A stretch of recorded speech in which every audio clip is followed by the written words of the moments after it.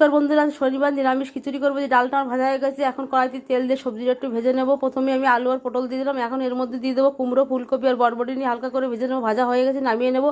যে গোবিন্দভোগ চাল আর মুগ ডাল আমি ধুয়ে নিয়েছি, যে হাঁড়িতে দিয়েও দিয়েছি। এখন দেখুন ওই যে ফুটতে, এখন পরিমাণ মতন একটু লবণ দেবো, লবণ দেওয়ার নেড়ে চেড়ে দেবো মশলাটা। এখন দেখুন এই যে কাঁচা লঙ্কা, আদা আর জিরে, খিচুড়ির মধ্যে আমি পরিমাণ মতো হলুদ আর টমেটো দিয়ে নেড়ে চেড়ে নিচ্ছি খুব সুন্দর করে। এখন মশলাটা আমি কষাবো, দেখো কী করে কষাই। প্রথমে তেল দিয়ে দিলাম, এরপর দিয়ে দিচ্ছি পাঁচফোড়ন, জিরে আর শুকনো লঙ্কা, তেজপাতা দিয়ে সুন্দর করে নেড়ে চেড়ে কষিয়ে নিচ্ছি। এখন ওই মশলাটা আমি দিয়ে দিচ্ছি ওর মধ্যে, তেলের মধ্যে দিয়ে পরিমাণ মতো একটু জল দিলাম।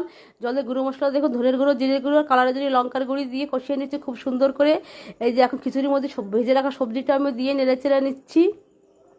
মশলা আমার কষানো হয়ে গেছে, এখন খিচুড়ির মধ্যে দিয়ে দেবো। আর ভিডিওটি যদি ভালো লাগে অবশ্যই লাইক সাবস্ক্রাইব করবেন। বন্ধুরা আপনারা দেখছেন লাইভ সাবস্ক্রাইব করছেন, দয়া করে করবেন। নামানোর আগে একটু চিনি আর গরম মশলার গুঁড়ি দিয়ে আমি নামিয়ে নেবো। আপনারা ওইভাবে বাড়িতে ট্রাই করে